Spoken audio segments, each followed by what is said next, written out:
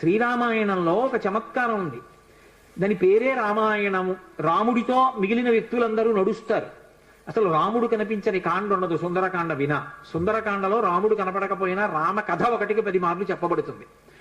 అటువంటి రామచంద్రమూర్తి వలన ఉపకారము కాని ప్రత్యుపకారము కాని పొందనివాడు రామాయణమునందు లేడు. ఆయనకి ఉపకారం చేసిన వాళ్ళందరికీ ప్రత్యుపకారం చేశారు. ఒకవేళ ఉపకారం చేయకపోయినా ఉపకారం చేశారు. కానీ ఆయన ఉపకారాన్ని పొంది కూడా ప్రత్యుపకారం నేను చెయ్యలేను అని చెప్పింది ఎవరితో అంటే ఒక్క హనుమతోని చెప్పారు. రామాయణ పరిసమాప్తి సమయంలో హనుమని దగ్గరికి పిలిచి గట్టిగా కౌగిలించుకుని ఒక మాట అన్నారు. మదంగే జీర్ణతాం యాతు యత్పయోపకృతం కపేహి నరహ ప్రత్యుపకారాణం అపత్సాయ అతిపత్రతాం అన్నారు. హనుమా, నువ్వు చేసిన ఉపకారము నా శరీరమునందు జీర్ణమైపోవుగాక. ఎందుకని? నువ్వు నాకు చేసిన ఉపకారానికి నీకు ప్రత్యుపకారం చెయ్యడం ఇక సాధ్యం కాదు. నేను కష్టంలో ఉంటే నువ్వు నా భార్య యొక్క జాడ కనిపెట్టావు. ఇప్పుడు నీకు ప్రత్యుపకారం చేయాలంటే నీకు అటువంటి కష్టం కలగాలి. కోరచ్చా నేను? అందుకని నేను కోరను. నీకు అటువంటి ఆపద రాదు. కాబట్టి నీకు నేను ప్రత్యుపకారం చెయ్యలేను. నీవు చేసిన ఉపకారము నా శరీరమునందు జీర్ణమైపోవుగాక అని కౌగలించుకున్నారు. హనుమ ఒక్కరు తప్ప రామాయణం మొత్తం మీద ఈ స్థితిని పొందిన వారు వేరొకరు లేరు. అందుకే రామచంద్రమూర్తి అవతార పరిసమాప్తి సమయంలో ఆయనతో అందరూ వచ్చేస్తానని వెనక వెళ్ళిపోతున్నప్పుడు హనుమని కూడా అడిగారు. హనుమ, నువ్వు వస్తావా అని అడిగారు. రామచంద్ర ప్రభో, మీరొకటి, మీ కథ ఒకటి, మీ నామం ఒకటి కాదు. ఎక్కడ ఏమి తెలిసినా తెలియకపోయినా రామనామము రామనామము రమ్యమైనది రామనామము అంటే అక్కడ పెడతాను. రామ కథ చెప్తే పెడతా, రామాయణం చెప్తే పెడతా. ఇప్పుడు రాముడు అన్నాడు, మక్కథా ప్రచరిష్యంతి యావల్లోకే హరీశ్వర తావద్రమస్య సుప్రీతో మద్వాక్యమనుపాలయం. రామశాసనం హనుమకి. ఎక్కడ రామనామం చెప్పినా, ఎక్కడ రామ కథ చెప్పినా, ఎక్కడ రామాయణం చెప్పినా హనుమా నువ్వు అక్కడికి వెళ్ళి కూర్చుని వింటూ ఉండు. హనుమ సభలోకి వచ్చారు అంటే సభలో ఉన్న వాళ్ళందరికీ మంగళమే. నన్ను నమ్మండి, చచ్చిపోయేవాడు కూడా బతుకుతాడు. హనుమ దర్శనం అంత గొప్పది. ఆయన దర్శనం చేస్తే చాలు. నిన్నను మీతో చెప్పా, సంధ్యాకాల దర్శనంతో సమానం. ఉపద్రవాలు కూడా తొలగిపోతాయి. అంత శక్తివంతం హనుమద్ దర్శనం అంటే. అటువంటి హనుమ సభలోకి ప్రవేశిస్తారు. ప్రవేశించి అనుగ్రహిస్తారు. ఎందుకని అంటే పైన రామశాసనం ఉంది. ఇదే మహానుభావుడు తులసీదాస్ గారి జీవితంలో జరిగింది.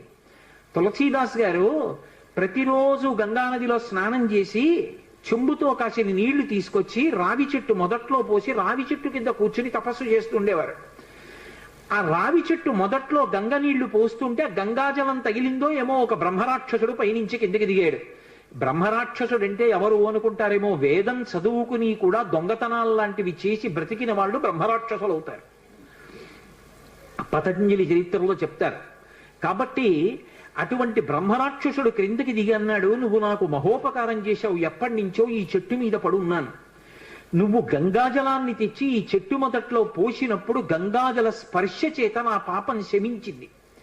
నేను సాధారణ రూపాన్ని పొందాను. నీకు నేను ప్రత్యుపకారం చెయ్యాలనుకుంటున్నాను. నీవు రామదర్శనం కోసం పరితపిస్తున్నావు. నీకు రామదర్శనం కావాలి అంటే చేయించగలిగిన వారు హనుమ ఒక్కరే. హనుమ రోజు వస్తుంటారు. ఎక్కడికొస్తారో తెలుసా?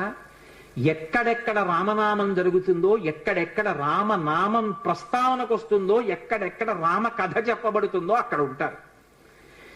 కాశీలో హనుమాన్ ఘాట్లో ఒక వ్యక్తి రోజు రామాయణం చెప్తున్నాడు.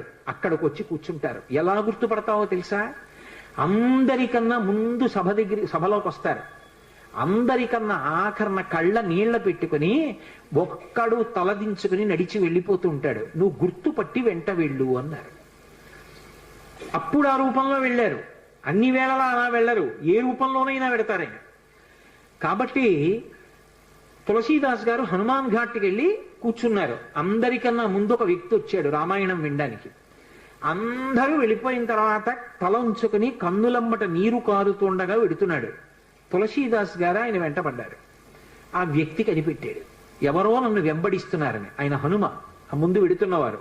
వెనక్కి తిరిగి గద్దించారు. ఎందుకు నా వెంట వస్తున్నావు, ఆగక్కడ, కాదు నాకు రామదర్శనం కావాలి, నీ వల్లే జరగాలి, వెళ్ళి కాళ్ళ మీద పడ్డారు. కాళ్ళ మీద పడితే ఆయన ఒక స్థలాన్ని చెప్పారు, అక్కడ కూర్చుని నువ్వు జపం చెయ్యి, తపస్సు చెయ్యి, నీకు రామదర్శనం అవుతుందన్నారు. తులసీదాస్ గారు కూర్చుని తపస్సు చేస్తున్నారు. తపస్సు చేస్తుంటే రామలక్ష్మణులు ఇద్దరూ రాజకుమారుల రూపంలో గుర్రాల మీద వచ్చారు. వచ్చి గుర్రాలు దిగి అరుగు మీద సేద తీరారు. ఎవరో రాజకుమారులని తులసీదాస్ గారు ఊరుకున్నారు. వాళ్ళిద్దరూ గుర్రం ఎక్కి వెళ్ళిపోయారు. హనుమ వచ్చారు, రామలక్ష్మణులు వచ్చారు, గుర్తుపట్టావా అన్నారు. ఎప్పుడు వచ్చారు అన్నారు. అయ్యో ఇద్దరు రాజకుమారుల వేషంలో వచ్చారయా, నువ్వు గుర్తుపట్టలేదు, వెళ్ళిపోయారు అన్నారు. ఎంతో బాధపడ్డారు. మళ్ళీ సాధన చెయ్యి అన్నారు. మళ్ళీ సాధన మొదలుపెట్టారు. మళ్ళీ సాధన మొదలు పెడితే కొన్నాళ్ళు అయిపోయిన తర్వాత చిన్న పిల్లవాడి రూపంలో రాముడు వచ్చాడు. గంధం తీస్తున్నారు తులసీదాస్ గారు రామచంద్రమూర్తికి అనులేపనం చేయడానికి. చిన్న పిల్లవాడి రూపంలో వచ్చి తాతా తాతా నాకు గంధం ఇస్తావా అని అడిగాడు. ఇది రాముడి కోసం రా పో అన్నారు తులసీదాస్ గారు. మళ్ళీ పొమ్మంటున్నాడు రా రాముడు వస్తే అని హనుమ వెంటనే పంజరంలో చిలక రూపంలో వచ్చి పాట పాడాడు. రాముడు బాలుడి రూపంలో వచ్చి తులసీదాస్ గారిని గంధం అడుగుతున్నాడు, గుర్తించలేని తులసీదాసు వెళ్ళిపోమ్మంటున్నాడు అని. అది విన్నటువంటి తులసీదాస్ గారు వెంటనే పిల్లవాడి కాళ్ళు పట్టుకుని పిల్లవాడి కాళ్ళ మీద పడ్డారు. పడగానే రామచంద్రమూర్తిగా దర్శనమిచ్చారు. దర్శనమిచ్చి, తులసీదాస్ నా పేరు మీద నువ్వు రామాయణాన్ని, దక్షిణ దేశంలో వాల్మీకి రామాయణం, దక్షిణ దేశం ఎక్కడైనా వాల్మీకి రామాయణం, కానీ నువ్వు ఇప్పుడు రామచరితమానస్ అన్న పేరు మీద రామాయణాన్ని రచించు. ఉత్తర భారతదేశంలో రామచరితమానస్కి ఎంత గౌరవం అంటే, మీరు ఆలయాల్లోకి వెళ్ళండి, వ్యాసపీఠాలు పెట్టి దాని మీద రామచరితమానస్ పెడతారు. గుళ్ళోకి వెళ్ళిన వాళ్ళు కనీసం ఒక్క శ్లోకమైన అందులోంచి చదువుకుని చక్కగా ఓ పువ్వు ఏదో పెట్టి నమస్కారం పెట్టొస్తారు.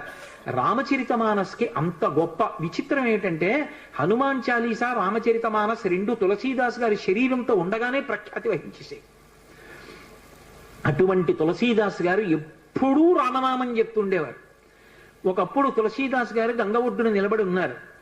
ఒక ఆవిడ గబగబా వచ్చి ఆయన కాళ్ళ మీద పడి నమస్కారం చేసింది. ఎప్పుడూ అలవాటు మీద తులసీదాస్ గారు దీర్ఘసుమంగళీభవ అన్నారు. అయ్యా నన్ను దీర్ఘసుమంగళీభవ అంటున్నారు, నా భర్త మరణించాడు, అదిగో చితి మీద పడుకోబెడుతున్నారు దహన సంస్కారానికి, మీ నోట వంట వచ్చిన మాట అబద్ధం కాకూడదు అందావిడ. నా నోట రావడం ఏమిటమ్మా, రాముడు పలికించాడు. ఆయన వెంటనే అక్కడికి వెళ్ళి ఆ కమండలంలో నీళ్లు తీసి ఆ శవం మీద చల్లి రామనామం చెప్పారు. చటుక్కున లేచి కూర్చున్నాడు. ఇది చూశారు పాదుషా యొక్క గూఢచారులు ఆ గంగా తీరంలో తిరుగుతూ. తులసీదాస్ గారి దగ్గర రకరకాలైనటువంటి విన్యాసాలున్నాయి, ఆయన ఏవైనా చెయ్యగలడని పాదుషాకి చెప్పారు.